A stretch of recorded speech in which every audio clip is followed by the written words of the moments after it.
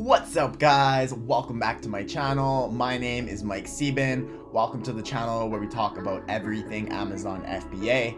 Today's video is going to be a nice short one, and we are just talking about the recent change that Amazon has made and the shift from ASIN level inventory restrictions to overall restock limits that Amazon has imposed on all Amazon sellers.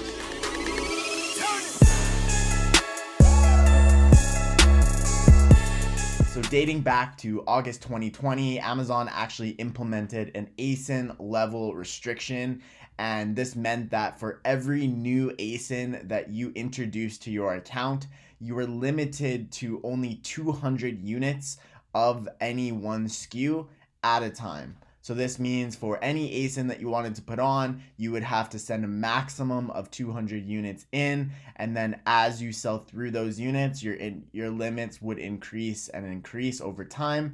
Now Amazon has said we're getting rid of that, we are done with that, and what we are doing instead is imposing an overall unit count restock limit on your Amazon account. So it will not be targeting specific ASINs.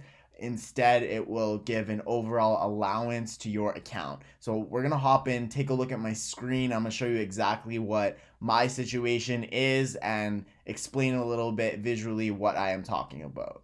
So as you can see, we're on my screen here. All I did is just went into inventory, manage FBA shipments.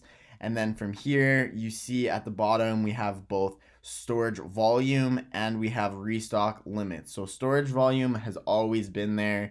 We have always seen that if our IPI score was over a certain threshold, then we had unlimited storage on standard size, over storage, apparel storage, and footwear, right? And then you have your allocated flammable and aerosol. So that's nothing new, no changes there.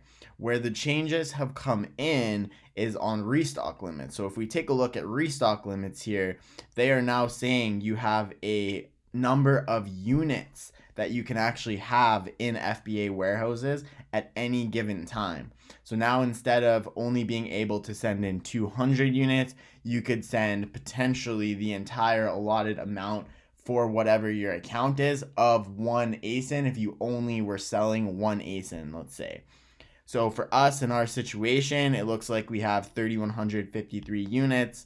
We're allocated just shy of 11,000 units that we can have in Amazon warehouses at any given time. So if we were to make a shipment, it's saying we can do just over 7,800 more units and we'd be perfectly fine. Similarly, both oversized apparel and footwear storage are limited to 1,000 units. We obviously don't do any apparel or footwear, as you can see, and we do very, very few oversized items as well. So a lot of it is going to fall within that standard size storage. So for our situation in our account, it's perfectly okay to have this because as you can see, we are not utilizing nearly the amount of storage that we are allocated or can potentially do. But at the same time, as we were to grow and scale, send in more units and just hold more Amazon inventory, we would likely be allotted more units. So is this change something that is really detrimental to you, or is it something that's actually a benefit now having that ASIN level restriction out of the way? Are you able to actually really maximize your ASINs and your logistics by Amazon making this change? As you can see for our business, we have not been negatively impacted, and it's actually a positive because we've ran many times into the 200 ASIN level restriction per item, and we've had to use our prep center or some sort of other warehouse to store our inventory until such time we could send it in. I know there's a lot of private label sellers out there right now that are really happy about this because they obviously focus on specific ASINs and they have a low amount of ASINs and SKUs at any given time versus other sellers such as wholesale, retail arbitrage, online arbitrage, etc., etc. So yeah, I just wanted to make this quick video here today to just explain a little bit of a change that actually has gone on within the Amazon seller ecosystem and what the new inventory limits are and how it has evolved over time.